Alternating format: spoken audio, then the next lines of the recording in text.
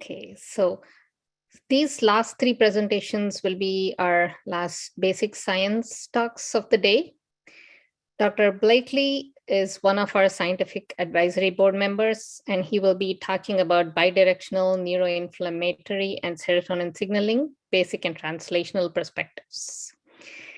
Dr. Blakely is a native of Columbus, Georgia, a professor of biomedical sciences in the Charles Schmidt College of Medicine at Florida Atlantic University, and the founding executive director of the FAU Brain Institute.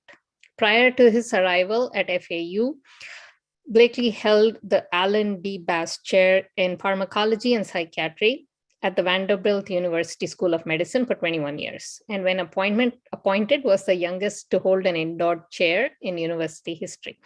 At Vanderbilt, he directed the Center for Molecular Neuroscience, the Vanderbilt NIMH Silvio O. Conte Center for Neuroscience Research, and the Vanderbilt NIMH postdoctoral training program in functional neurogenomics.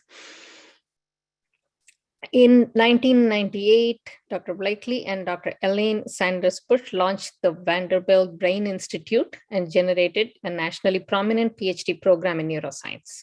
He holds a dozen patents for his gene discoveries, novel research models, and potential therapeutic interventions, and continues to strive to translate his fundamental research to novel therapeutics.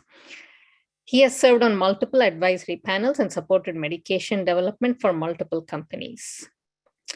Welcome, Dr. Blakely. You can take it away. Thank you, Pramila. Very nice introduction. I'm going to share my talk. Hopefully you can see that now. Yes. Thanks so much for the introduction and for welcoming me into the Brain Foundation and supporting our research.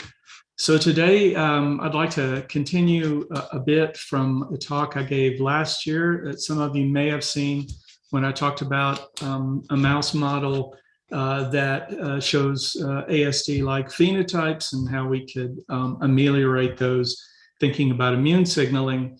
And so today I'm going to extend this a bit and tell you where we've gone with this work and how this may point to bidirectional interactions between serotonin and the immune system. Let's see, can I advance this? Of course not. I think you should click on the slide. This is some new update. If you click on the slide, it might. Okay, great, thanks. Many people know about serotonin signaling, and I'm not going to spend a lot of time talking about the anatomy of it, except at one small place in the talk. But most people know about it because serotonin signaling can be potentiated by the use of antidepressant molecules that target the serotonin transporter. These are drugs such as Prozac and Lexapro and so forth. And early in my work, this involved cloning the gene, encoding the serotonin transporter, and working out fundamental mechanisms as to how antidepressants interact with this protein and how it's regulated. But a good bit of our work moved over into the autism space when we found that by in situ hybridization, when we looked at the expression throughout development, we were surprised to see the serotonin transporter mRNA expressed very highly in a mid-gestation mouse embryo. So this is middle of embryonic development for a mouse. And it suggested to us that maybe if there were deficits in the function or expression of this protein, this might lead to some developmental abnormalities. And certainly we know that serotonin plays a role in many behaviors, and therefore maybe a neurobehavioral disorder as well. Now, thinking about serotonin at the time, what I knew about serotonin and autism was hyperserotonemia. This had been a biomarker that had been described 60 years ago as of this year by Shane and Friedman, indicating an increase in about 25% of individuals with an autism diagnosis, showing, as shown on the right panel in orange, and just one of many examples, a significant group of subjects who have this elevated amount of serotonin in their blood.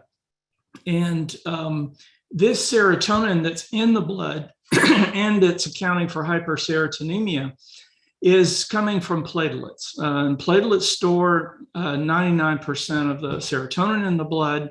And this serotonin is made in the gut. It is picked up in the circulation by platelets through the protein that I was mentioning before, this serotonin transporter, this antidepressant sensitive serotonin transporter.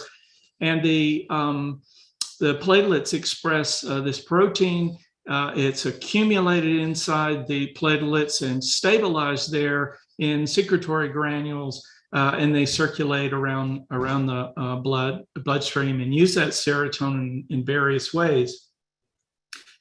Serotonin levels in the bloodstream are highly heritable, more so than height. And we know that they're influenced by both genetic variation in the transporter, as well as SERT, interacting proteins, and other 5-HT homeostatic genes. So given that SERT was one of the proteins that could control blood serotonin levels, steady state levels, because of packaging it into these platelets, we wondered whether or not there might be some genetic changes in individuals with autism in SERT itself. And so with Jim Sutcliffe back in in 2005, we published a study looking for rare genetic variation in multiplex families with ASD. And we found 5 coding variants, which was, these coding variants are very rare. And in the number of subjects we looked at, it was quite striking to find this many. What was even more striking about these variants is that all of them, I'm just showing 4 here, all of them did not eliminate the function or reduce it. They actually increased the function of the transporter. They made it hyperfunctional. That was something very new to me. And it suggested that there might be a contribution being made, at least in the individuals with these variants, in traits of autism. And we showed that in the report that the most common of these is Gly56-alanine variant at the top that you see there, tracked with rigid compulsive traits and sensory aversion. So we were quite interested to see if this in vitro phenotype, which was replicated in the subject's own lymphoblasts, would carry through if we expressed it in mice in vivo. And before I get to the mice, just let me segue for a second and show you the model that we have for this increase in SERT activity. And I show here just induced by ALA56, the variant that we've studied the most there on the right. SERT star is an increased activity state of the transporter. And we know that you can move between the wild type and normal activity of SERT to the SERT star conformation via the activation of an enzyme called P38 alpha MAP kinase. This kinase is a well-known target of stress sensitive, of stress, cellular stress and systemic stress. And one thing that can activate that pathway is the inflammatory cytokine IL-1 beta. And we showed that that cytokine would stimulate SERT activity in cells and in ex vivo in brain preparations. So one idea was that ALA56 was inducing a state permanently that IL-1 beta induced in SERT transiently. And so how might that play out then in terms of behavior or in terms of physiology? And that's why we made a mouse expressing that variant. So in that mouse, what we showed on the left was that these mice were exhibited hyperserotonemia. At the time, this was the first mouse model that had replicated this blood biomarker in ASD. And we were very excited just with that, and probably just should have stopped and then, published it. But we had to do a few more things to look at the physiology and behavior. And one important thing that you see on the right is that when you pulse serotonin into the brain and you measure how fast it clears from away from the pipette where you puffed it, which is the descending limb of this curve shown here, you see that the Gly56 alanine, the wild type expressing mice, clear serotonin at a nice rate, but the Ala56 mice clear serotonin much faster, indicating that in fact the transporters in vivo, because the density of the transporters was normal, is likely to be in this cert star state, clearing serotonin away from its receptors faster and more efficiently than a normal system should. We also found that the G56A or Ala56 expressing mice, their serotonin neurons also did not fire at the same rate as the wild type SERT expressing neurons, indicating that there were two mechanisms by which diminished serotonin signaling could occur, one via diminished excitation induced release and the other by faster clearance by the transporter. Now, at the behavioral level, I don't have time to go through the number of behaviors we studied, but I just wanted to show you one, which is in this simple test called the tube test, which is a test in some studies where you've established dominance hierarchies as a test of social dominance. In this case, these are not animals that have been in those kinds of hierarchies. And what it really queries is social avoidance. And what you see in the plot below is that when you plot the number of wins or losses by animals entering the tube and meeting in the middle, and a win means that they exit the tube nose first, essentially either pushing the other mouse out or the other mouse backs out. The Ala56 mice back out, and they show this pattern of social avoidance. Now, if you manipulate that regulatory pathway that I described, this P38 alpha MAP kinase pathway, what you can do is actually normalize many of the behaviors that we show in our work. And I'll just show you one piece of physiology, which on the left you've already seen. That's the elevated clearance rate for serotonin in the SERT Ala56 mouse. If you treat animals with this P38 MAP kinase inhibitor, it's called MW150, you see that the rates of clearance are essentially the same. So this is a 1-week treatment once a day with this P38 inhibitor, and they tolerate this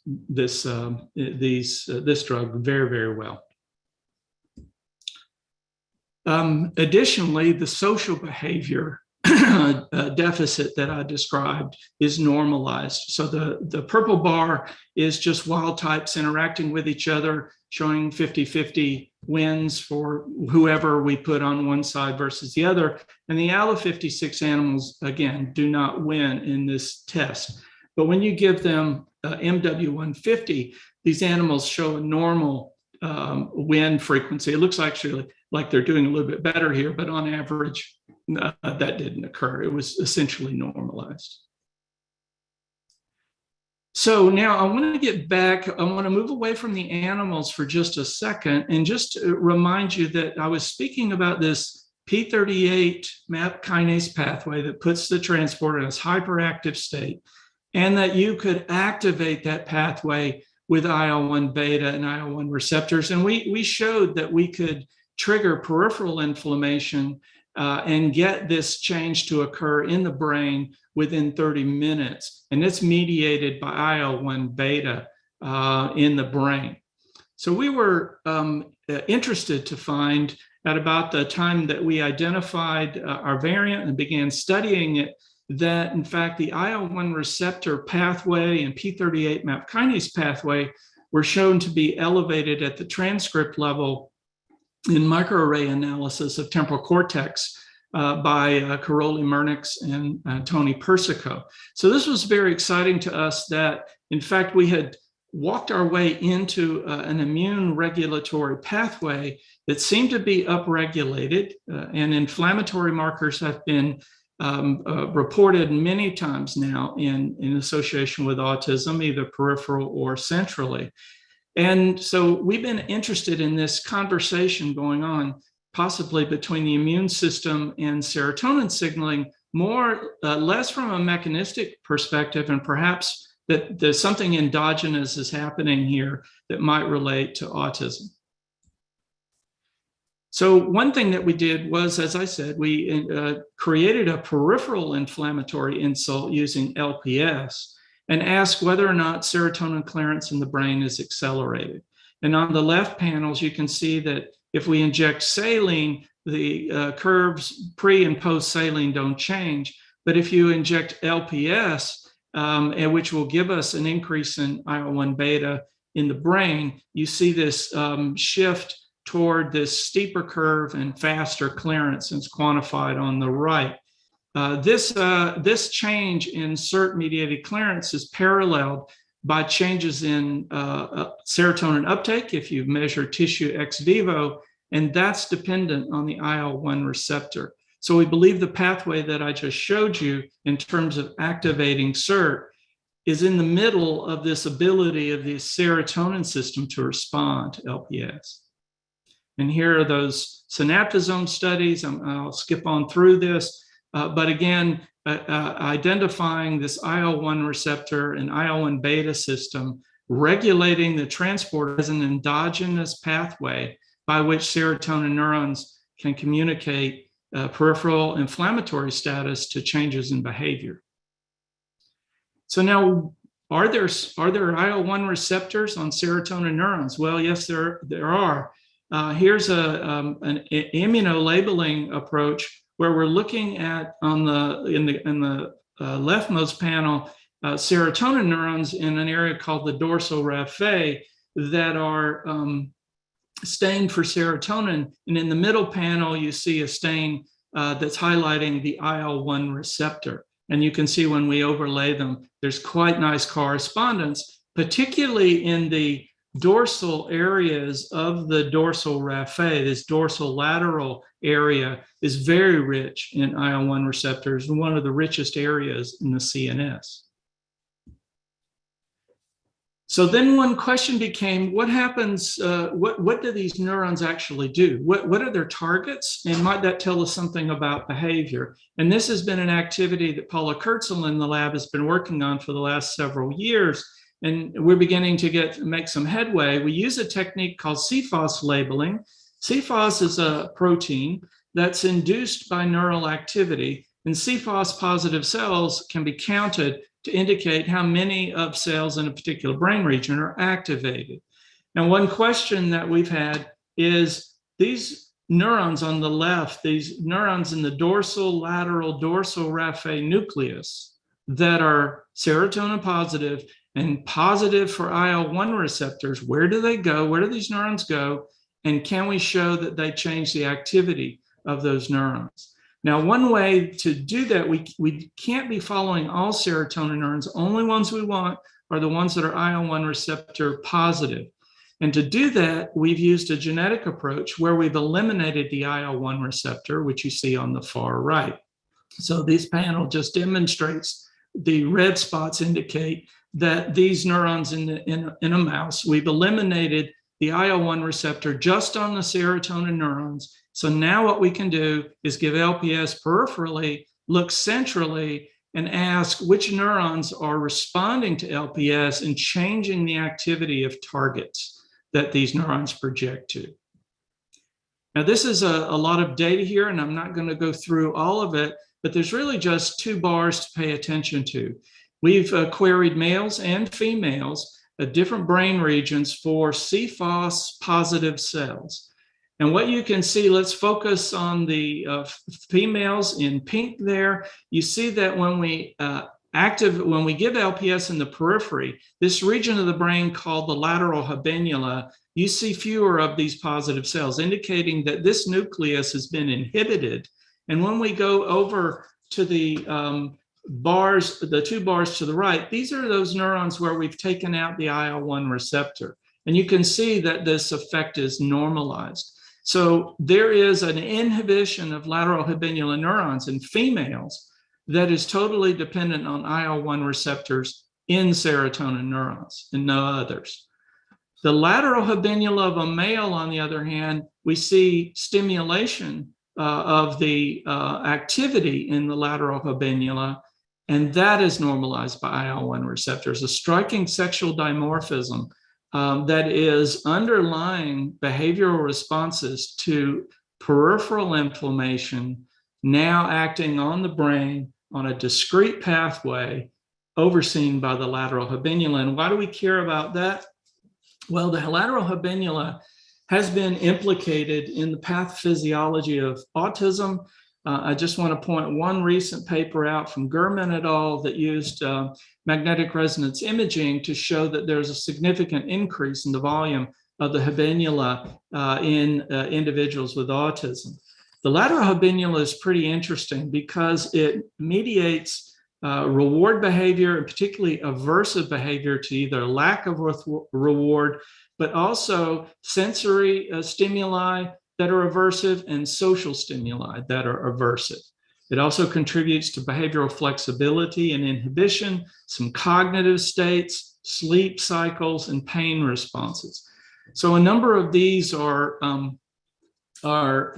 characteristic responses of a peripheral inflammatory insult, but they're also seen in individuals with autism as well. Now, I've tried to tell you about how serotonin and its modulation, either the neurons or the transporter by immune status, can change behavior. If we know something about it, we can tackle it and see if we can normalize the physiology and behavior that's disrupted. But one other aspect of this is that serotonin, this is not just a one-way street. Serotonin neurons also regulate the brain's immune system. And so here what I show is just a little illustration from sorry, that's not spelled right. It's Ho et al., 2013. Neurons release a number of molecules that regulate the status of glial cells, and in particular microglia. It turns out serotonin suppresses microglial activation, which is a pro-inflammatory state, and keeps microglia in a state that's supporting normal neural health and synaptic function, synaptic plasticity, through such as secreting TRAC beta to regulate neural precursors in the hippocampus, which we know is makes a contribution of for antidepressant-induced antidepressant activity. So if we're not releasing as much serotonin in the case of the ALA56 mice, if we have hyperclearance of serotonin as shown with the ALA56 mice, if any way in which we're diminishing our serotonergic output, this is going to lead to microglial activation because of the lack of inhibition. One way we could test that is to go back to our mice that have the ALA56 mutation and do a little sampling, which is something we've just begun to do now with Brain Foundation help. And what we see is just this 1 point mutation. In fact, it's a very, very subtle change in the structure of this transporter, but just that alone is enough to increase inflammatory cytokine expression. Here you see IL-1 beta and IL-6. You get an IL-10 response as well. And this is now CERT ALA56 mice, the mutant mice that I showed you before. And this is in the midbrain. We see it in other brain regions as well. But another interesting aspect of this is that we see it in the periphery. And so here we're looking at the spleen, and you see also inflammatory cytokines elevated. You also see enlargement of the spleen in these mice as well that's genotype dependent. So what I think is happening in this animal is a case where serotonin neurons are clearly built to respond to inflammation. They respond to it early in development, they respond throughout life, changes behavior, and the changes in serotonin signaling capacity also change the immune system. That's been known for quite some time. But now with this point mutation in one protein, we're a little cleaner in our assessment that in fact that one output of these serotonin neurons is sufficient to do what I showed you in the brain. This, the source of this effect, of this serotonin effect and SERT effect in the periphery, may well have to do with the enteric nervous system, which has serotonin neurons, or other aspects of peripheral serotonin that we haven't begun to investigate. And that's part of what we'll be doing in our new studies with Brain Foundation support. So let me just wrap up now and give you a summary. So I've told you that serotonin is expressed early in brain development, and that's led us to want to understand how alterations in serotonin homeostasis contribute to neurodevelopmental disorders. Along the path of that, we identified rare SERT mutations, and these are functional. They induce changes in SERT activity, increases in SERT activity that are seen with the endogenous transporter when we make mice, and that they're similar to what you get if you treat preparations with IL-1 beta. We look at this in transgenic mice carrying that variant, and we see changes in physiology and reversible ASD-like behaviors. We know that high IL-1 receptor expression in brain serotonin neurons leads to the change in activity of a few other brain nuclei I haven't talked about, one being the lateral habenula, and that SERT hyperfunction on its own, without any other stimulation, induces a pro-inflammatory state in the brain and periphery. And it really suggests this bidirectional conversation going on between serotonin and the immune system as a normal aspect of physiology of the brain and periphery, but is disrupted when you diminish serotonin output. And we just showed you one way to do it by changing SERT activity. So with that, I'll stop sharing and see if we have any questions. Oh my, there we go. Okay. So thanks a lot. And let's see, I am going to go over to the Q&A and see if I see any questions. There's one question. Does SSRI reverse the behaviors? We haven't done a lot with SSRIs in the model. They would be predicted to do so. And in some work that Jeremy Veenstra Vanderwill has done with these animals, some of these behaviors, yes, can be normalized with SSRIs. We haven't done this extensively. It would be good to do so. One of the problems, however, in using SSRIs is that no doubt many of these serotonergic pathways are not, they're not things from a clinical perspective. We don't really want to block them all. We'd like to get to the ones that are in a hyperactive state. Now, remember, these mutations I showed you are rare. So thinking more broadly, it'd be better if we could go after ones that are hyperactivated. And I suspect that these would be because of immune activation, pro-inflammatory activation.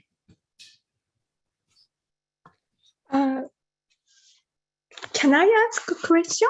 You certainly can.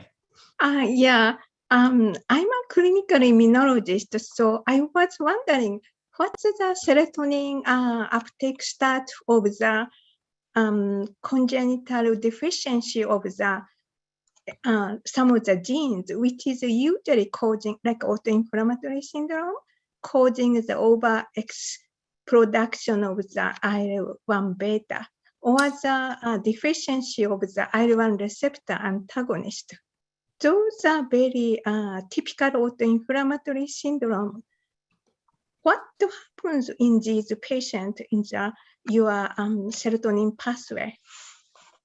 Yeah, I think that's a really interesting idea. You know, the most that one typically sees in the literature is related to mood disorders and depression and high frequency of mood disorders in subjects who have chronic inflammatory signaling.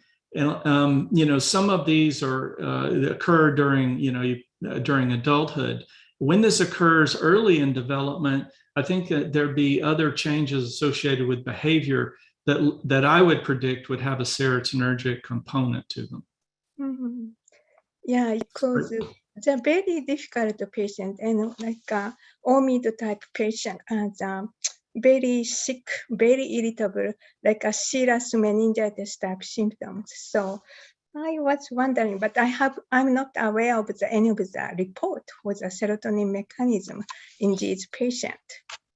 Yeah, and when they are reported, like I said, they most often have been evaluated in the context of mood disorders, certainly irritability, anxiety, those kinds of things.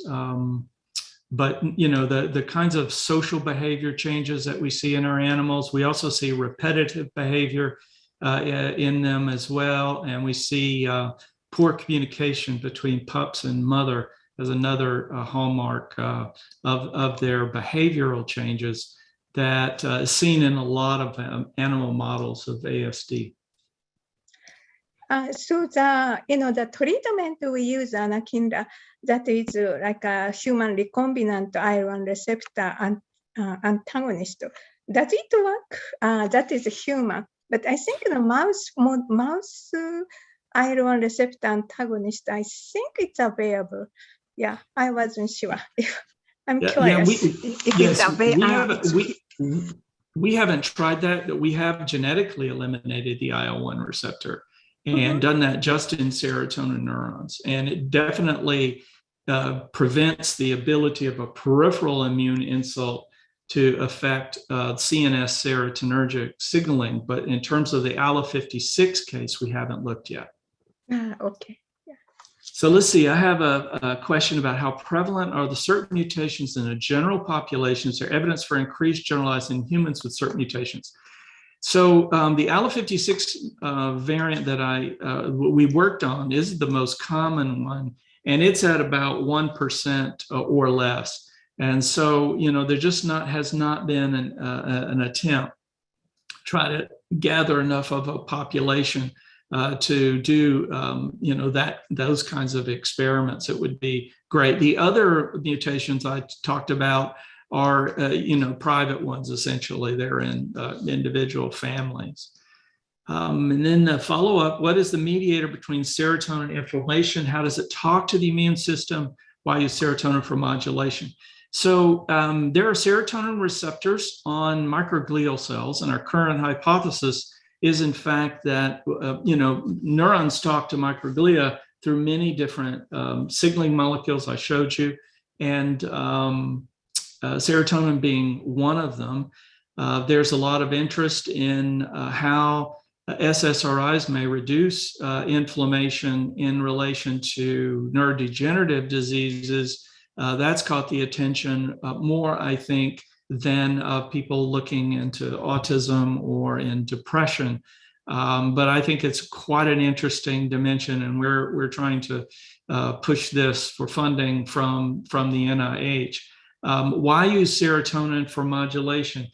You know, I'll wave my hand and think teleologically here, but I think that, you know, the kinds of things that need to happen, and this has been said by psychoneuroimmunologists for a long, long time, is that you need certain behavioral states are protective in the context of inflammation or infection. And the things that you need to change by way of your behavior, your metabolism, and your physiology are all under the control of serotonin signaling. And the serotonin system is very broad, and it can control many different behaviors in parallel. And so one outpost, one important outpost, are these neurons to affect a number of different behaviors, like stop eating, get away from people so that you don't infect the rest of everybody else around you.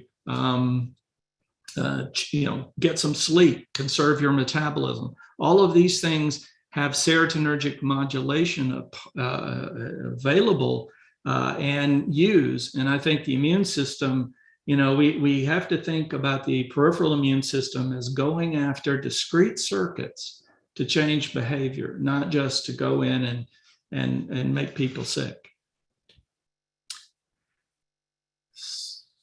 So I think we're at time. I guess I can move on to our next speaker in the session, who needs no introduction, so I won't give him any. No, he's my friend, Dr. Aurelio Galli. He's director of the Gastrointestinal Biology Research in the Department of Surgery, and also holds an appointment in the Department of Neuroscience. Previously, I got to know Aurelio because together we were on the faculty at Vanderbilt. He was in molecular physiology and I was in pharmacology. Aurelio has dopamine transporters, but he studied other things besides that. And he's an expert in cellular physiology and molecular structure of these proteins. And then in recent years, looking at their contributions to behavior, including autism. And today he's going to tell us about flies, I think, and how you take mutations that are related to autism and learn some interesting things by studying them in an invertebrate. And probably also you'll talk a little bit about mice too, I suspect. Welcome. Thank you so much, but I cannot share the screen. Pramila, can you make it for him to share?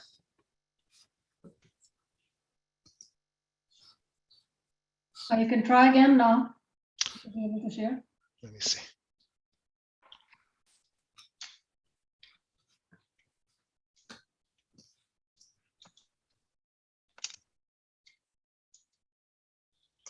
Looks good. Do you see the PowerPoint presentation, or let me see. Yes. Yes. Do you see the comments, or you see just the PowerPoint presentation? Just the presentation. Okay. All right. So, well, thank you so much to the Brain Foundation and Randy for the kind invitation. And our group has a really strong interest in understanding how disruption of neurocircuitry or molecular mechanism can lead to neuropsychiatric disorder. In particular, we are interested in understanding the role of dopamine dysfunction as a complication or participating as a mechanism in the etiology of amphetamine abuse, and for the purpose of this talk in autism spectrum disorder. So, for example, we are interested in understanding how amphetamine hijack particularly neurocircuitry in the brain in order to cause dopamine dysfunction and amphetamine abuse.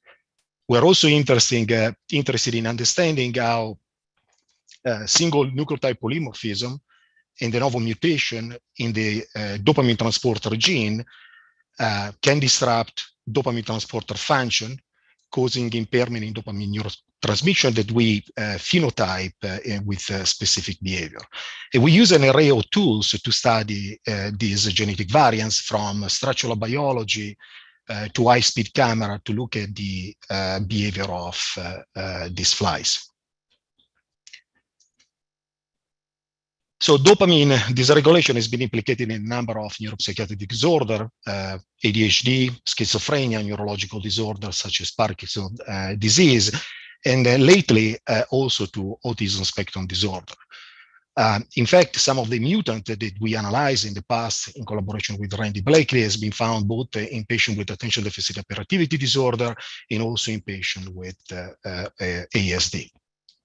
So why ASD and dopamine dysfunction? There are a lot of traits that relates to autism spectrum disorder that points to dopamine dysfunction, from repetitive behavior, lack of reward for social interaction, hyperactivity, anxiety, and so on. So in the scientific community in the last few years starting to publish paper looking at the dopamine transporter dysfunction and his association with autism spectrum disorder. There are not many papers that have done that, but like I said, in the last few years, particularly our group, in collaboration with Randy, too, has published a few papers regarding this subject. So just for giggles, there are two main dopaminergic projection. One is from the nigra to the striatum, and the other is from the ventrotegmental area to the nucleus accumbens and prefrontal cortex. What is important for this presentation is that the dopamine transporter is the main protein clearing the extracellular dopamine level once dopamine has been released.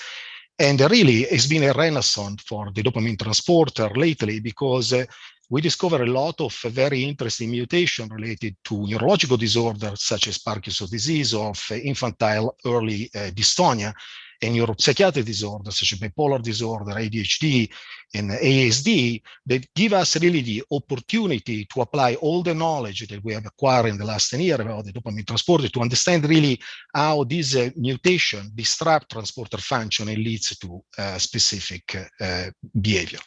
So this is the topology of the dopamine transporter, is 12 transmembrane domain, and up to now 5 mutants has been characterized in the dopamine transporter that has been associated with autism. They're all in critical structural domain of the transporter. One is the N-arginine for a tryptophan at position 51 in the N-terminus of the transporter. That is an important structural domain regulating transporter function. There is a deletion, an in-frame deletion of an asparagine at position 336 on the third intracellular loop. This is another mutation that is very, very important because the third intracellular loop is one of the loop regulating the intracellular gate of the transporter. The transporter have 2 gates, one extracellular, one intracellular, that are controlling and regulating the movement of dopamine across the plasma membrane. There is a alanine to a valine on the top of transmembrane 12. This was a mutation that was first discovered in a bipolar patient. Later on, a Vanderbilt and described by Randy and me for attention deficit hyperactivity disorder. And again, with the Vanderbilt patient in autism, again, characterized by Randy and myself. And finally, the first de novo mutation on the top of transmembrane 7, it is a threonine to a methionine. So when we look at the dopamine transporter, the physiological function of this protein is, how I said, is to clear extracellular dopamine for the extracellular space and move it inside. And typically, all this variation impair transporter function, that is the one that we analyze, by 2 different modalities. The first modality is simply that the transporter goes on the plasma membrane, but is not capable to reuptake dopamine anymore, right? And so there is an impaired dopamine uptake. And the second modality that is much more interesting for me, because I'm a biophysicist by training, is that now the transporter run backwards, right? For reason that can be signaling pathway or structurally, now the transporter binds dopamine from the inside, the neuron, it pumps dopamine outside, increasing for therefore extracellular dopamine level, and is what we call anomalous dopamine efflux. And this has been noticed for the first time in the A559V mutation, and later on in the T356M mutation associated with autism. So the proband is a male, has been classified as with autism spectrum disorder at age 5. And one of the important things about this threonine in position 356, it is highly conserved across phyla, from human to C. elegans. And the reason why it's so conserved, because it lies within the permeation pathway of dopamine and the co-transported ions, in this case, sodium. So you can imagine that any spatial constraint that the mutation threonine to a methionine can produce can impair, of course, the function of the transporter. And so like I said, we use a lot of structural tools from molecular dynamic simulation to structural biology, and also electron paramagnetic resonance spectroscopy to measure really how these mutations are impairing dopamine transporter function by looking on a structural perspective. So in collaboration with the Samu Charab at Vanderbilt University, we do EPR, so electron paramagnetic resonance spectroscopy. So we engineer systems that are spin labeled, and EPR allow you to monitor the distance of these systems that we use it to look how the intracellular gate or the extracellular gate of the homologue, the bacterial homologue of the dopamine transporter is. And we look how these mutations are affecting the movement of the intracellular gate or the extracellular gate of this protein. And so without going into much details, what we saw that the intracellular gate was not really affected by the mutation, but we were looking at the spin label that we position on the extracellular gate of the transporter in the presence of sodium, the co-transported ions, and the substrate, in this case leucine, right? In the wild type, there was a rearrangement of the extracellular gate that was going in an occluded pore, right? So the transporter was trying now to move dopamine from the outside to the inside by closing the gate. But when we look at what was happening on the mutant, we saw a higher probability of these two systems, the two species label, to be at higher distances, meaning that now the gate was opening to the outside. So when it was binding the substrate, moving the substrate outside the cell. So this was really the first structural fingerprint of what anomalous dopamine efflux was, meaning that the transporter, when it binds the substrate, spews the substrate outside. So we had to choose a model now, an animal model, to start to screen all these mutations. And of course, mice cost a lot.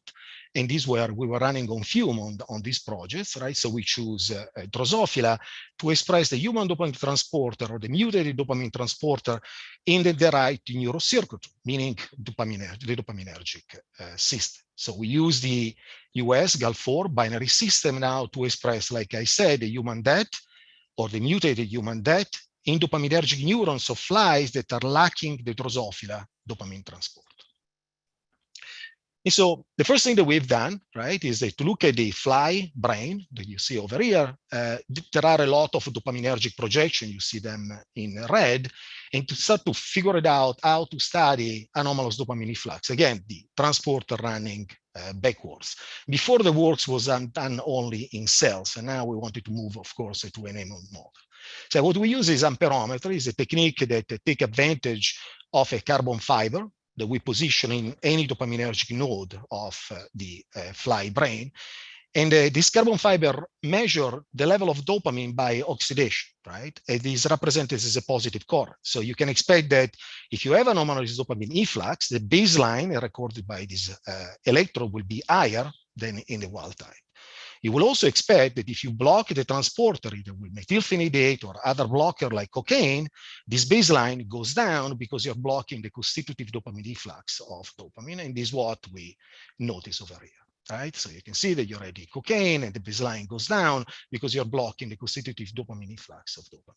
And we've done several studies characterizing structurally and the signaling pathway regulating the anomalous dopamine efflux, including we saw for the A5NV mutation, there was phosphorylation of the N-terminus of the dopamine transporter. So what does it mean, this behavior? The first thing that we did is to convince ourselves that flies was a good model to study neuropsychiatric disorder. And we asked the help of a very famous scientist, Charles Darwin, and in one of his books, The Expression of the Emotion in Men and Animals, said that even insects express anger, terror, jealousy, and love by their stridulation.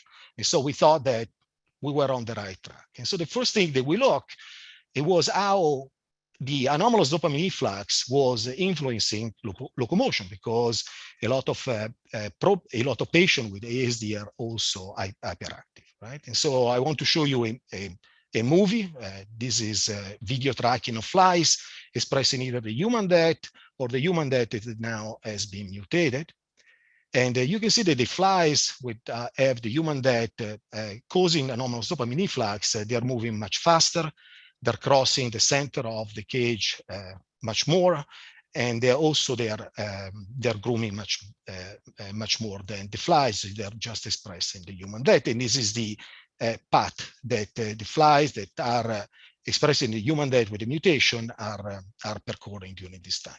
You can also do beam crossing to look at the circadian locomotor activity. So these are the wild types, so the human death over the turn on of the lights and the turn off of the lights over 26 hours. And you can see clearly that the human death expressed in the T356M is completely hyperactive, almost similarly to flies that are not expressed in the transporter at all, and therefore have a really high level of extracellular dopamine level. And you can quantify this over 24 hours to see clearly that the mutation causes hyperactivity in these flies. So another characteristic in autism that a lot of young people with autism spectrum disorder have a really high level of anxiety, with fear to be one of the most common subtypes of anxiety in autism. And so the question is really how to measure fears in flies, right? Animals, I'm a really outdoor person. An animal, I know that they fear under predatory pressure. And they fear to camouflage, but they fear also because they are scared, right? And the question was how to scare flies, right? And one time I was in my cabin where I pick a lot of mushrooms, right? And I saw one of these guys is a predatory wasp close to a nest of flies. They emit a sound like this. I don't know if you can hear it.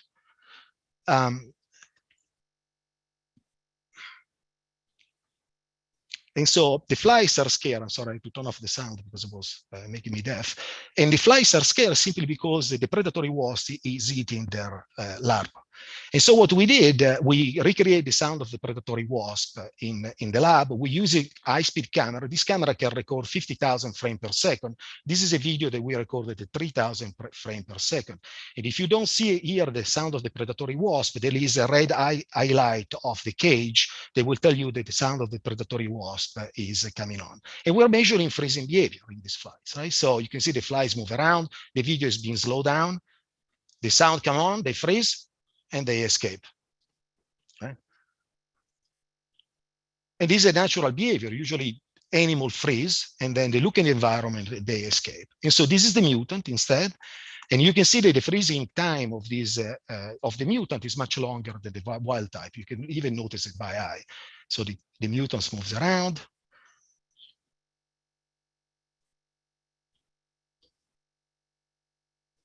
It really doesn't move anymore, right? So you can quantify this average velocity of the fly every millisecond, right? And this is the wild type in black. The animal moves around, the sound of the predatory wasp comes on, the animal freezes, and then is escaping. Instead, if you do the same type of experiment with the mutant, the animal moves around, the sound of the predatory wasp comes on, the animal freezes, and it keeps staying in a freezing state. Finally, we wanted to look at social interaction in autism that are impaired, looking again at what anomalous dopamine efflux does to this social interaction. So we have to find ways to measure social interaction again in flies, and there are several ways. I thought that this would be a cool way to look. You know, if you look at the school of fish or flocks of flies or birds, they maintain social distances. They maintain social distances because they try to survive in the environment, particularly when a predator is around. This is a school of fish that's being predated by a duck in the back. You can see it over here. And one thing that you notice is that the school of fish compress and expand depending on the distance of the duck, right? And so this is a behavior that is being modeled to say that when the animal, the predator approach the flock, the school of fish, the school of fish will compress and then it will immediately expand because they try to escape altogether away from the predator. So we thought that we could do the same using the flies, meaning that we can measure the social distances of the fly, the cumulative social distances over time before and after the sound of the predatory wasp. And so this is what we saw. So this is the wild type, so expressing the human death. And it's at the on of the sound of the predatory wasp, they compress and then they expand. And if you look instead at the mutant, first of all, they start from a compressed state, right? But at the on of the sound of the predatory wasp, they expand and then they compress. So they do the opposite of what the wild type are doing. And so what we are interested in is not only about the human dopamine transporter, but also other proteins, right, that participate in the signaling pathway that are regulating dopamine transporter function. As we talk, we're working on syntaxin 1A. This is a protein that regulates the ability of the transporter to reuptake dopamine. Today, I show data that parallel a mutation, the first novel mutation in the dopamine transporter, that cause anomalous dopamine efflux. We characterize this mutation structurally, so we fingerprint what anomalous dopamine efflux occurs for this mutation, that is the opening of the extracellular gate, allowing the dopamine to be released outside. We also measure dopamine efflux, anomalous dopamine efflux straight in the brain of flies, and link this to impairment in specific behavior of the fly, including increased locomotion, increased fear response, impair social distances. Of course, the question remains, what is happening to more complex behavior that cannot be studied in flies? And so we have done a knock-in mouse, right? And we show in the knock-in mouse that we have impaired dopamine clearance, decreased tissue dopamine content, increased locomotion, impaired social behavior, and loss of social dominance. And you can see all the data published in a recent article in Journal of Clinical Investigation. I do have to say thank you to a lot of people, particularly Gabriella Di Carlo, Peter Hamilton, Aparna Shekhar, Jenny Aguilar, and Christine Saunders, Andrea Belovich, and outside the lab to Greta Galli, my daughter, that did some of this experiment, Kevin Errigan and Einar Mattis. Einar Mattis is an expert in genetics of flies, Mark Wallace, who together, the geneticist James Sutcliffe, and finally for the EPR to Assam Mucharab and Shruti Sharman, and for you all for listening to me. Thank you so much again. Thanks, Aurelio. It's just amazing to see this conservation of these behaviors. Obviously, you know, a fly is not going to be a mouse, it's not going to be a human, but we can trace these different systems, as you showed, you know, nicely with the fish and the flies, and the way in which we have protective behaviors ourselves together. It's just amazing. I have a couple of questions just of my own to remind me.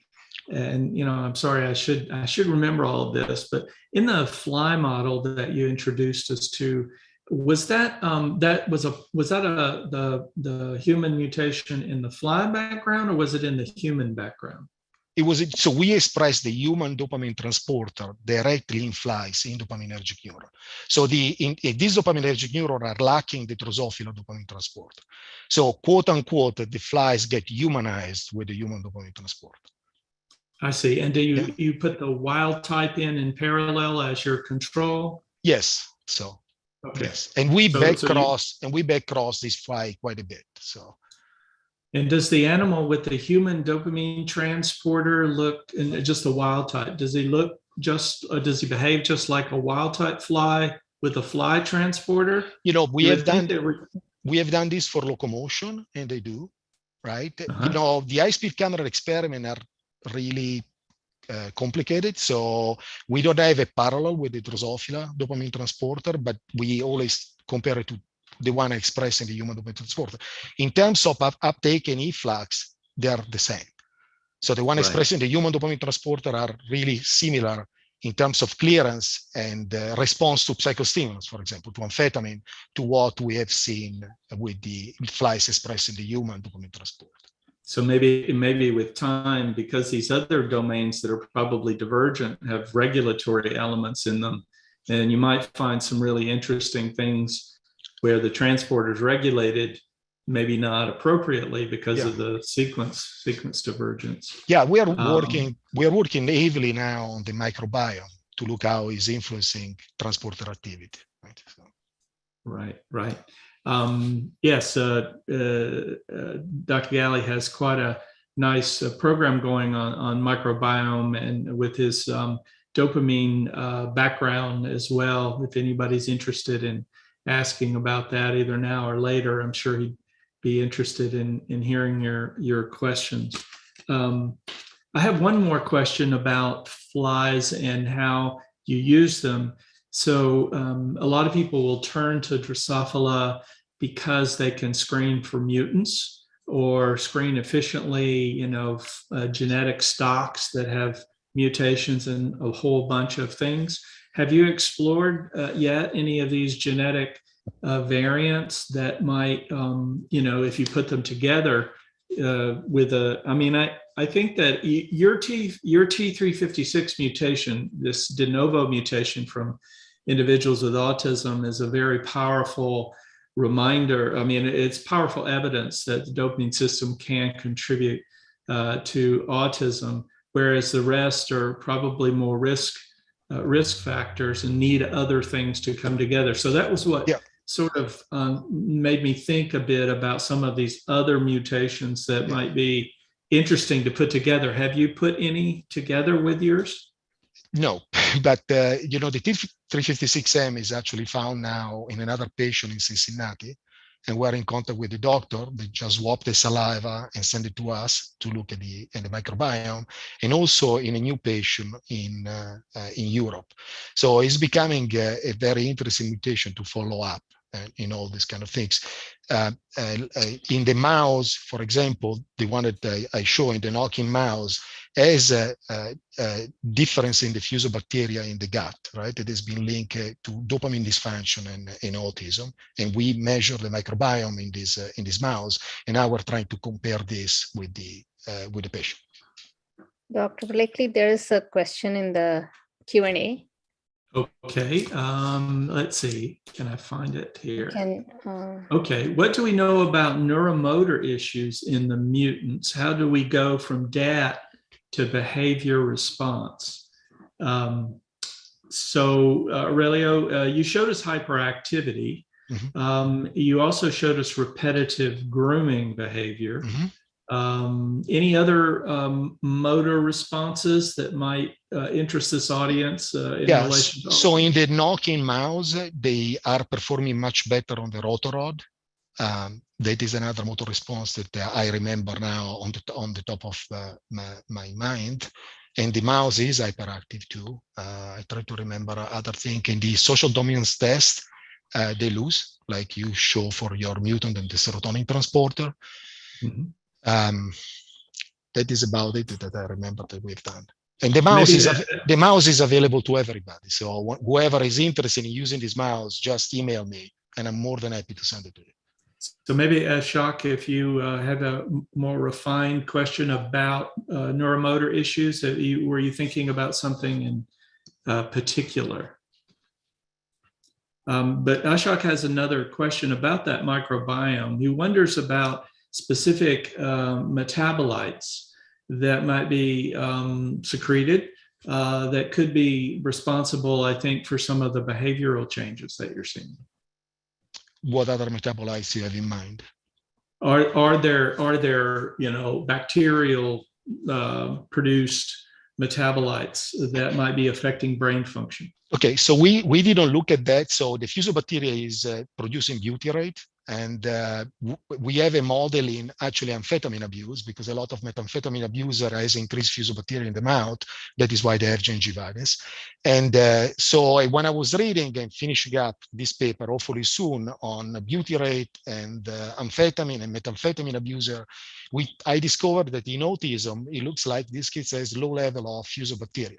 So we got a knocking mouse, and this was the first thing that we've done, is to look at the fusobacteria in this knocking mouse, and they are low. We didn't measure butyrate because it's actually quite difficult to measure. Right? Well, that's going to be interesting to follow up. One of the things on the serotonin side, serotonin obviously in the gut affects the microbiome as well. Yeah. And we've been trying to get our mutation in a cell-specific knock-in, which is a little harder to do than the transgene or just a standard knock-in to do it conditionally. But I have wondered how much of the behavioral phenotype that we have is due to what's happening in the gut being transmitted to the brain, just like the immune function, right? Yeah, in flies, butyrate influence a lot of this behavior. It's influencing courting behavior, is influencing locomotion.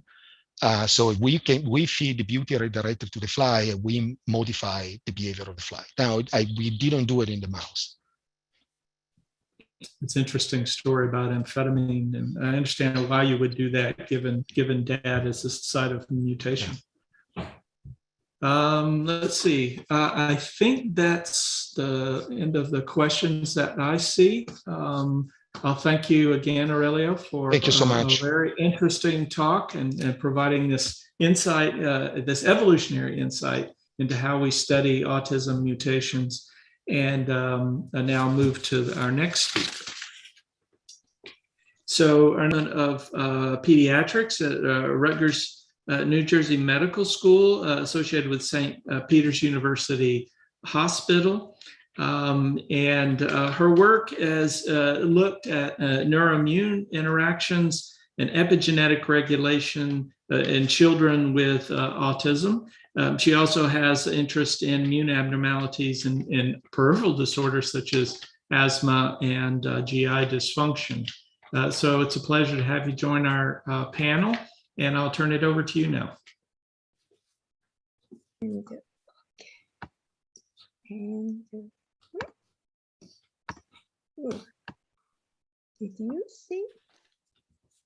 Did you see the slide? No, please open the slide and then hit share screen and then select. Okay, share screen. Okay. Yeah, and select the presentation. Yeah. Oh, I hit the share screen. Does it show you the presentation in the panel? Yeah. Just select that.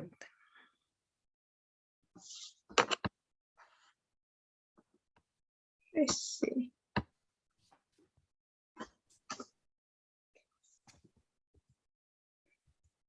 You don't see that? Let's Not see. yet. Oh, okay. I think that I hit the so that I hit the screen. Did you see? Yeah. Now we do. Okay. Now we're getting there. Yeah. And Harumi, you might want to turn your camera down just a little bit because we can only see you from the nose up. Perfect. Okay. Yeah. Perfect. Sorry. Yeah. And if you can please go to the slideshow. Oh, yeah. Okay. Thank you. Yeah. Now it's okay. It's good. Yes. Okay. Yeah. And thank you for inviting me, and also very generously funding this project. So this is a progress report of the project that funded by the Brain Foundation, and essentially focused for the innate immune memory biomarkers as a part of the neuroinflammation. So, So the Brain Foundation funding this project has two aims. Number one, I have been working on the monocyte cytokine profiles as a marker of the innate immune response, and we want to associate with the clinical characteristic of those cytokine profiles. And the reason why we looked for the monocyte cytokine profiles, that's as a marker of the innate immunity. Obviously, innate immunity has been thought about for the some implications of neuroinflammation in other type of the neuropsychiatric conditions, and it has been worked as for the in other common neuropsychiatric conditions such as depression, schizophrenia, something like that. Then why the innate immunity and the innate immune memory was really implicated? All these neuropsych conditions, all the studies tried to implicate with one specific pathogens associated with condition has been all failed. So all the conclusion is really non-specific immune response, which is typically the innate immune responses associated with onset and progress of the neuropsychiatric symptoms. But then its question rises, why is the innate immunity, which doesn't have any memory, But a lot of condition, once activated, then it's very lasting effect. So obviously, the innate immunity doesn't have any memory for specific pathogen. Just like if we have a measles, we have a very prolonged memory for measles. But then, about like 10 years ago, from that group, there is a concept of the innate immune memory, and which is essentially the epigenetic changes of the monocyte or macrophage populations. And those monocyte or macrophage and also other innate immune cells are so true. They're all later found out. There is an innate immune memory generated in response to fairly strong immune stimuli. And those changes were initially metabolic changes. And it's usually ATP, like ATP production to more getting into the glyconeogenesis, then accumulations accumulate, which is changing to a histone modification, affecting the histone acetylase and histone methyltransferase changes. So essentially a lot of things associated with like a mitochondrial functional change. Then also it's a prolonged case. It has been shown there is a change of the histone modification. I'm sorry, it says I misspelled. Histone modification markers is changed. And this is for the ASD. And so that's a part of the reason we check first the monocyte cytokine profile, and then how associated with clinical feature. Then how these conditions was also any associations, monocyte histone modification markers. And then in the selected patient, we're going to do the super enhancer chip sequencing. Then which target to be used for super enhancer chip sequencing, we will decide based on the expression of the histone modification markers. Then M2 is for the more likely the quick assessment of the serum markers, which can be used for screening of those changes. Then previously you have done this deep sequencing of the microRNA in serum. And the reasoning why we did that, because the major source of the microRNA in the serum is a platelet and monocyte macrophage. And also the microRNA as secreted as a form of the, it's like a cyst with like a, it's a fairly stable and secreted as like a increased in the endosome. So that's the reason why the microRNA, because we did a long time ago, we did the serum cytokine levels, and those are not very helpful. So we wanted for the little more reliable, like a serum marker. So these are two purposes of the our proposed study that the Brain Foundation funded. And then we tried to do the this. We haven't completely finished, but so that's some of the progress report. Some of AM2 is almost finished. So, okay. So the initial study for the associations between clinical features and monocyte cytokine profiles. So that was we did that because the previous studies and also the more newly recruited. So we have done that about like close to 150 in ASD subject. And some of the clinical association, it was significant, is GI symptoms and TNF alpha production. Then also for the IL-6 and IL-1 beta, that was more associated or fluctuating behavioral symptom.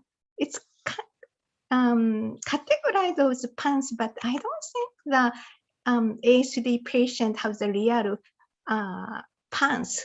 It's more likely the post-infectious neuroinflammation, and it does show the symptoms like anxiety, OCD, anxiety, irritability, and worsening hyperactivity type. And seizure disorders, which is not surprising, at least our data showing some association of the IL-1 beta production by monocyte. And we just made sure those associations are not associated with the medications they are currently on, because recruited patient is not really ruled out with the use of the medication. And also it wasn't affected by age, gender, and the other core variables we checked. And also we didn't see the significant association with autism severity by ADOS. So then we have done the histone modification marker expression. We assessed in the 48 subjects, and now we kind of in the process of another 24 subjects. So this is for the preliminary, this is only preliminary result. Then addition of the data may change. But for the IL-10 production by monocyte under the LPS, zymosine, or beta-glucan, so those are positively associated with expression of the H3K23AC, which is a typical like a histone activation marker. It's reported to be upregulated in the trained immunity, which is more likely the little more hyperactive innate immune memory. But usually for the H3K27AC is only temporary. Then other type of the intermediate, they tend to have the downregulated. But at least for the current condition, H3K23AC tend to be continue to be upregulated in ASD patient, which is a little different from the reported histone modification marker pattern reported in the trained immunity, at least mouse model and some of the human studies. So seems a little different from the ASD patient. And we also see that for and it's we did see the IL-10 production is a suppressor cytokine. So we did see we expected H3K23 as AC expression. IL-10 production supposed to be downregulated, so it's going to be a negative association.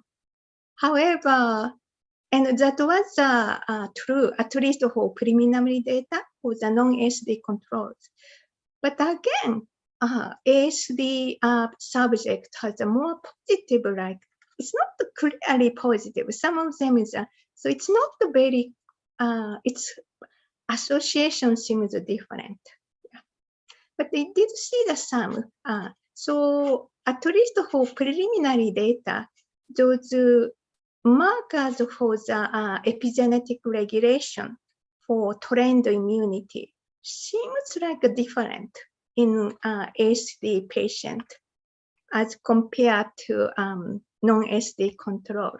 So this is not so many patients because still in the very preliminary, but non-ASD patient appear to have some negative association between the IL-10 production and the H3K23AC expression. It's essentially the higher expression, it's lower IL-10 production. But it's more like a positive association we see between the H3K23AC expression by monocyte and then for the monocyte IL-10 production. So that was also a little puzzled us. So we want to see further. Then at least we have looked for the 4 histone modification markers as markers of the histone trained immunity as well as the tolerance type. And the best significant changes were seen in the H3K27AC expression. So therefore, we have now doing the super enhancer chip sequencing, and the target molecule we selected as the H3K23 AC. And then this assay is very costly, so that we only checking for the very significant patient of the various influence. So there are 2 different relatively stable SD subjects, and it's more like a very lot of inflammatory condition and some non-SD control.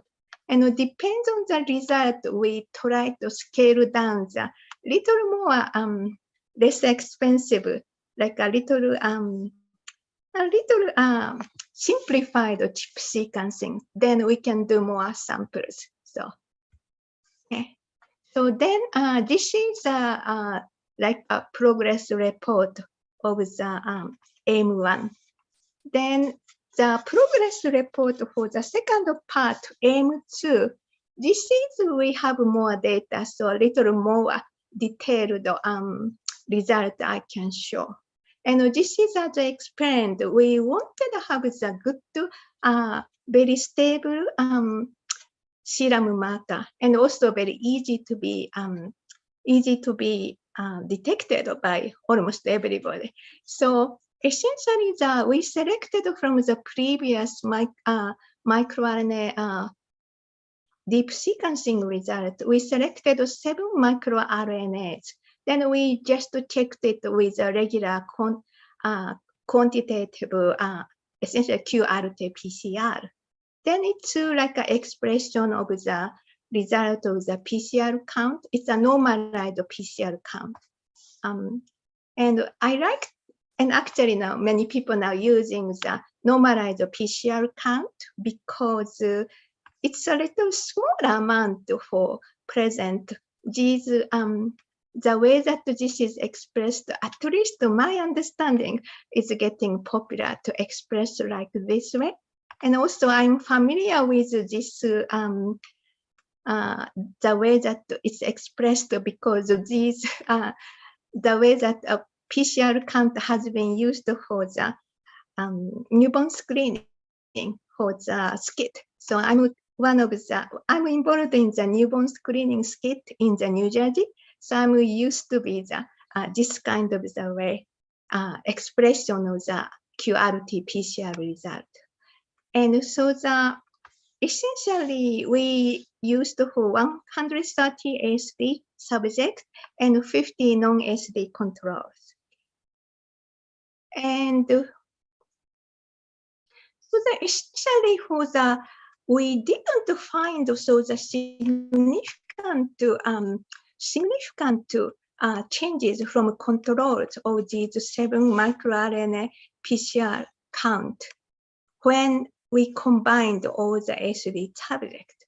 However, when we checked for the changes based on the comorbid condition, there is some changes, and those changes are most significantly observed SD subject with or without seizure or sleep disorders. Essentially, the SD subject without seizure or sleep disorders have a higher circulating level, which means lower PCR count as compared to the seizure SD subject with seizure or sleep disorders or non-SD controls. So this is for the result. Change is not that like a striking, still like a piece. This is Mann-Whitney test result, and there is for the like a seizure negative, there is some MI for Ssri, and also for the sleep positive or sleep negative, subset, there is a difference. And it's in general, PCR count is lower in the sleep negative, which means all these the levels of the circulating mRNA is higher. And so, and this is like a 0. Other three didn't have show that the p-value, but it's very close, like a p equals 0.06 or 0.7. So it's a tendency to have this. So this is for the condition, and we did see the some like production and comorbid condition. So is there any problem? So we wanted to see if it was these microRNA PCR count, is there any association with monocyte cytokine production? And especially we thought if this is see some difference, maybe the ASD subject with or without seizure and sleep disorder maybe shows a different conditions, different association. And actually that was true. We did see some positive associations with production monocyte cytokines. It's a TNF-alpha, IL-6, IL-1 beta, IL-10. So these are kind of the cytokines almost. So that's why I was interested for the serotonin metabolism too. And so this was actually this kind of association is only more evident with without seizure or sleep disorders. The patient who has a seizure or sleep disorders, they didn't have a good association. Essentially, microRNA levels stays low, then cytokine production stays up. That is a type of the patient who has a lot of sleep disorders and seizures. And interestingly, we didn't see such associations when in non-ASD controls. So this is for the how it's like associated with. So I didn't see the data for the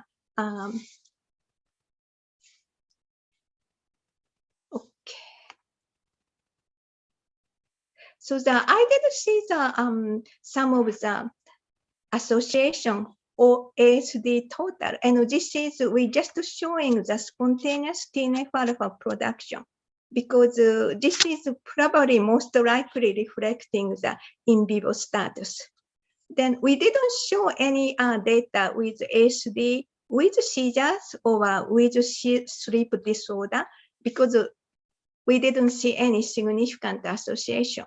And the result was the p-values shown is a result of the Spearman test, but it's essentially similar result we also obtained with Kendall-Taubes test as well.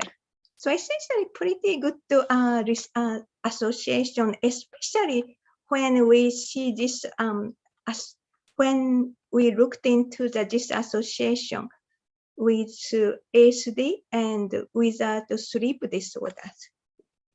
And this is a TNF-alpha production, and the same kind of the association we see IL-6 production. But it's not as TNF-alpha production, we did see the more good association.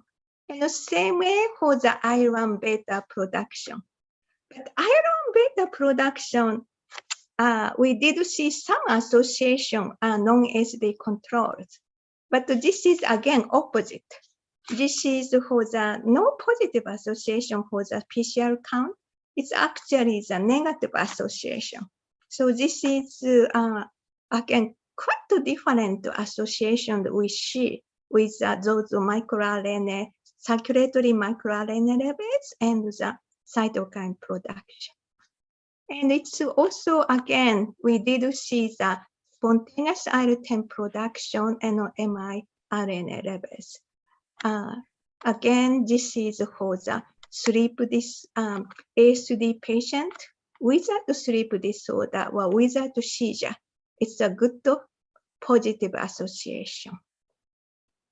Okay, So the essentially for how if the serum circulatory levels of miRNAs are associated with those cytokine production, then also we saw that some GI, some comorbid conditions, we saw that previously some associations with monocyte production. So we want to see if those kind of if circulating levels of these 7 microRNAs checked, does it change with some of the ASD subjects? And this part we haven't completed yet, but at least in 3 patients in whom we are able to get to the serum sampled repeatedly, and partly because they are relatively closely followed in our clinic, and they are sick, so that we are able to get the serum samples.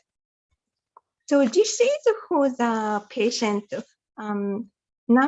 Case 1 is really very severe seizure disorder, and we have to use a lot of immunomodulating agent. We used the mTOR inhibitor and also anakinra, iron beta blockers, and he was also on the IVIG. And all the levels got better with seizure is actually video EEG completely normal. But after the hit by microbial infection, unfortunately, all the levels went up. And case 2 has been diagnosed with more like encephalopathy, and he has been giving a lot of mitochondrial rescue medicine like leucovorin high dose and IVIG, and also tried on rituximab, and a lot of medication tried on the autoimmune encephalitis. But his levels stayed fairly high levels and never been getting the, PCR values high, means circulatory miRNA levels stays very low. And number 3, these are patients, the third patient is a GI, significant GI symptoms. But he did respond to a lot of probiotics and also have antifungal or other type of the dysbiosis treatment and dietary intervention. And in his case, his clinical features get better, means less hyperactivity, less anxious, and it's more like a more focusing without using any other medication. And it's nicely those circulatory, these 3 circulatory miRNAs, microRNAs, PCR count is decreased, means levels are getting higher. So I think that those circulatory microRNA levels might be the good marker for the disease activity, and especially these levels PCR count high, which means circulatory levels stays low. There will be something problematic or something else we need to look into that. Yeah, and especially I was fascinated with sleep. Patient who has a lot of sleep disturbance have the very low levels. So those association we need to look into that. So these are not these circulatory microRNA levels are not a good like marker for autism diagnosis, but it may be a marker for neuroinflammation. And also we checked for what kind of the function these microRNA does, and we haven't completely finished, but it's mostly reported in the cancer study because they are like a suppressor of the cancer. So suppressor cancer means immunologically essentially suppress the immune activation. So those these microRNAs essentially the suppressor of the inflammation. But the number of the articles is much less as compared to cancer research. So we may have to do a little more functional assays. So essentially, this is a summary of the how and the essentially for the result of the circulatory microRNAs and the low circulatory microRNA, no association with monocyte cytokine. Maybe we can't completely say that, but our data showing that low the microRNA means more like a stays higher monocyte cytokine profile. So I thought there might be something else is and it's retaining for this high monocyte cytokine profile. Okay. So this is the progress report of the project funded by Brain Foundation. Then also this one is also funded by Jonte Foundation.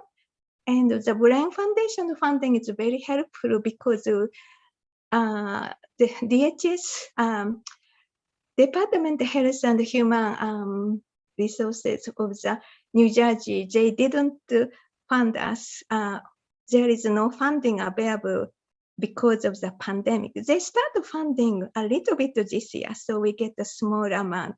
But we were able to continue this project because of the Brain Foundation funding.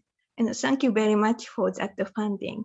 Okay. And also, I didn't, but thank you for all the clinical staff and also my laboratory, my technicians and all the collaborators.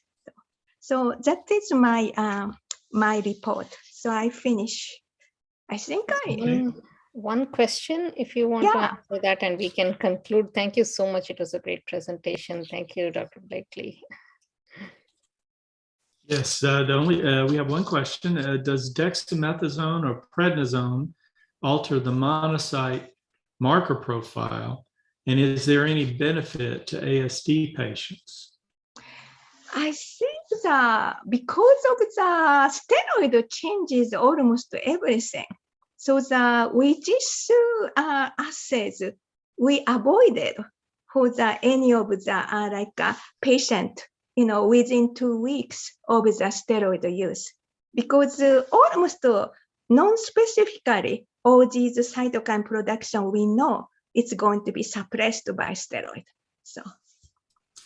And I have one quick question. Just that longitudinal profile that you showed, you had, I think, 3 points on it. And I didn't know when that started and how wide I'm sorry. Yeah, because this is only for the case presentation. The starting point is a time when the patient enters the study. And for the seizure patient, that's before I started treating for the seizures. And then it's like a closely monitored. And so what's the distance between your points? It's usually 6 months to 6 months, 3 to 6 months. But each patient has a little different. So I didn't really do that very clearly. But for because we don't really protocol per se, we're supposed to get to the additional sample for 6 months. So we just followed it. But seizure patient have the striking difference, so that we get it a little early time point. Yeah. I understand. Thank you. So thank you so much. And thank you all for attending till the end, and see you all bright and early tomorrow morning at 9 o'clock. Thank you. Thanks, Pramila. Thank you. Yes, thank you. Yeah. Thank you.